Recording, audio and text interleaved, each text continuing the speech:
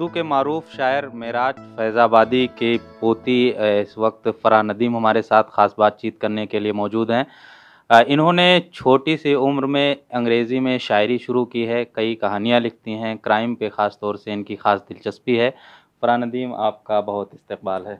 Thank you. छोटी सी उम्र में अंग्रेज़ी में शायरी, आपके दादा जो है उर्दू में शायर थे, बहुत नाम था उनका, जी। लेकिन आपने अंग्रेज़ी से शुरुआत की, उसकी क्या वजह है? उसकी वजह ये है कि एक तो मेरी इंग्लिश में दिलचस्पी है और मतलब इंग्लिश मेरी बेटर है। एंड मेरे दादा ने भी इंग्लिश से ही शुरुआत करी थी, ये बात बहुत कम लोग जानते हैं। उन्होंने उर्दू शायरी बाद में शुरू करी थी और पहले वो इंग्लिश ही में पोएट्रीज़ लिखते थे। तो क्या समझा जाए कि आपने अभी शायरी की शुरुआत की है, बाद में उर्दू में भी ये कन्वर्ट हो जाएगा? हो सकता है, नेवर से नो, कभी भी हो सकता है। एंड मे बी वो बड़े होके मैं भी उर्दू में शायरी करूँ। फरहान नदीम, आपने ज़ाहिर है कि बहुत छोटी सी उम्र में किताबें लिखना शुरू कर दिया, शायरी करने लगी और ऐसी ज़ुबान में जो भारतीय नहीं है, एक गैर मुल्की ज़ुबान है जो सख्त ज़ुबान तस्वुर किया जाता है। क्या सफ़र रहा और क्या आइडिया आया कि आपने इस ज़ुबान को का इंतखाब किया? ओके, सो मैं ढूँढ रही थी कि मैं क्या कर सकती हूँ ज़िंदगी में। एंड फिर जब मैंने लिखना ट्राई किया तो मुझे मज़ा आया। एंड मैंने लिखा भी अच्छा और मेरे टीचर्स ने, पेरेंट्स ने अप्रिशिएट किया। तो लाइक पहला मोटिव ये नहीं था कि बुक लिखेंगे। धीमे धीमे वो मेरी पोइट्रीज़ एक बुक में कन्वर्ट हो गई और फिर मेरा मन करा कि मुझे स्टोरीज़ लिखनी चाहिए। एंड जब मैंने स्टोरीज़ लिखने पे ट्रांज़िशन किया तो सबसे ज़्यादा दिलचस्पी मुझे क्राइम फ़िक्शन लिखने में आई, तो मैंने इसलिए एक क्राइम फ़िक्शन ब्लॉग बनाया। शायरी में किन मौज़ूआत पे आपने रोशनी डाली है और ज़्यादा लिखा है? ज़्यादातर तो मैंने मोटिवेशनल पोएट्रीज़ लिखी हैं, बट मोटिवेशनल के अलावा लाइफ़, इंस्पिरेशनल एंड हाँ, लगभग हर ज़िंदगी के एस्पेक्ट पे मैंने रोशनी डालने की कोशिश करी है अपनी बुक में। 16 बरस की उम्र में इन तमाम मौज़ूआत पे सोचना इतना आसान नहीं होता है, जिस तरीके से आपने तमाम मौज़ूआत पे लिखा है। ये सब इंस्पिरेशन जो आपको मिला है, कहाँ से मिला है, किससे आप मुतासिर हुईं?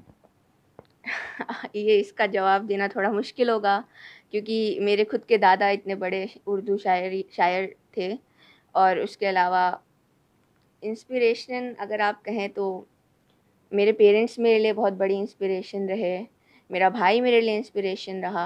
उसके अलावा मेरे मामा मिसबाहुल हक, वो टॉर्च बेयरर हैं मेरे लिए एंड गाइड करा करते हैं लाइक हर लाइफ डिसीजन को एंड सही राह दिखाते हैं। उसके अलावा मेरा स्कूल बहुत कोऑपरेटिव है। मेरी principal Mrs Jayashree Krishnan ma'am and मेरी उससे पहले जो प्रिंसिपल थी मिस दीपा तिवारी मैम, वो बहुत सपोर्टिव हैं। मेरे स्कूल के founders Jagdish Gandhi sir and Bharti Gandhi ma'am, they are also very supportive.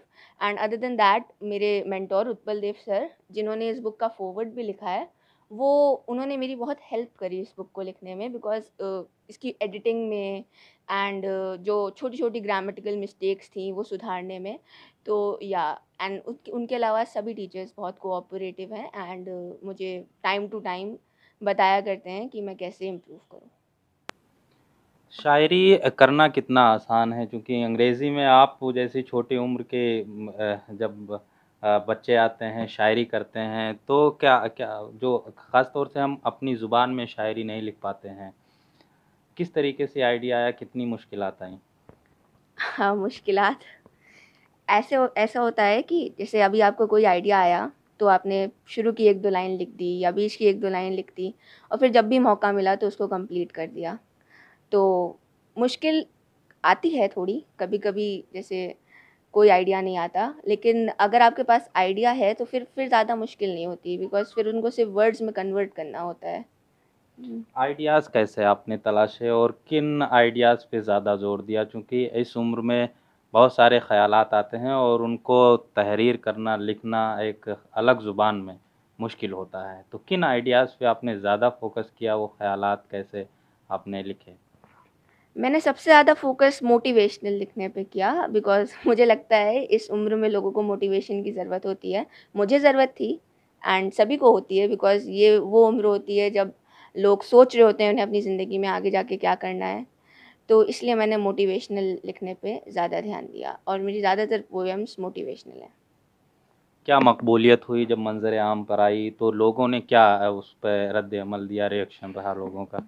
लोगों का रिएक्शन अच्छा रहा एंड लोगों ने जिन्होंने मेरी पोएम्स पढ़ी तो ज़्यादातर लोगों ने उनको एप्रिशिएट किया एंड मैं ये नहीं कहूँगी कि किसी ने डीमोटिवेट किया, बट हाँ, सब अपने-अपने तर्क देते हैं एंड अगर कोई क्रिटिसाइज़ करता है तो मैं ये बात पता लगाने की कोशिश करती हूँ कि वो सही कर रहे हैं कि गलत कर रहे हैं, और अगर सही कर रहे हैं तो मैं उसको इम्प्रूव करने की कोशिश करती हूँ। तो हुँ, फ़रा, आप क्राइम पे लिखती हैं, फ़िक्शन लिखती जी, हैं। उसकी जानिब कैसे दिलचस्पी हुई? आप ब्लॉगर भी हैं। जी।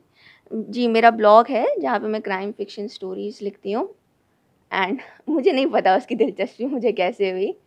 बस जैसे अगर आपके पास कोई एक अच्छा आइडिया है तो उसे कभी भी जाने ना दीजिए, उसको लिखना ज़रूरी होता है।